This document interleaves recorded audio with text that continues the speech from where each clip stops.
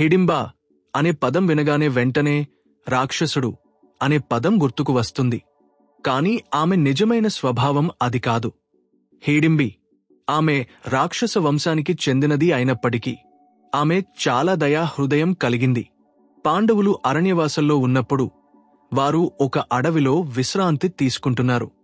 అదే సమయంలో ఆ అడవిలో 2 రాక్షసులు నివసించేవారు, హిడింబుడు మరియు అతని చెల్లి హిడింబి. హిడింబుడు మానవ మాంసం తినే రాక్షసుడు. అతను తన చెల్లిని పంపాడు పాండవులను వంచన చేయమని. కాని భీముడిని చూసిన వెంటనే హిడింబి ప్రేమలో పడింది. అతనిని చంపమన్న అన్న మాటలను ఆమె తిరస్కరించింది. భీముడికి ప్రమాదం ఉందని హెచ్చరించింది. ఈ విషయం తెలిసిన హిడింబుడు కోపంతో తానే వచ్చి పాండవులపై దాడి చేశాడు. కాని భీముడు మహాశక్తిశాలి యోధుడు. అతన్ని ఎదుర్కొన్నాడు. చివరికి భీముడు చేతిలో హిడింబుడిని సంహరించాడు. హిడింబి బాధపడ్డా ఆమె హృదయం మంచి కోసం మారిపోయింది. ఆ యుద్ధం తరువాత హిడింబి భీమునికి తన ప్రేమను తెలియజేసింది. ఆమె భీముడిని వివాహం చేసుకుని గొప్ప యోధుడు ఘటోత్కచునికి జన్మనిచ్చింది. తరువాత భీముడు వెళ్లిపోయినప్పుడు ఆమె తపస్సు చేసి పుణ్యం సంపాదించి దేవతగా మారింది. హిడింబాదేవి రాక్షసి కాదు, తల్లిగా, భార్యగా, రక్షకురాలిగా, దేవతగా ప్రజల మనస్సులలో స్థానం సంపాదించింది.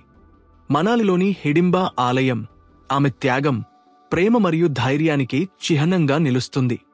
మనాలి మరియు కుల్లు ప్రాంత ప్రజలు హిడింబాదేవిని తమ కుటుంబ దేవతగా పూజిస్తారు. ఆమె తమ కుటుంబాలను, పంటలను, పశువులను కాపాడుతుందని నమ్ముతారు. హిడింబాదేవి శక్తి, ధైర్యం, న్యాయంగా ఉన్న దేవతగా భావిస్తారు. ఆమె ఘటోత్కచుని తల్లి కావడం వల్ల మాతృత్వ శక్తికి ప్రతీకగా గుర్తిస్తారు.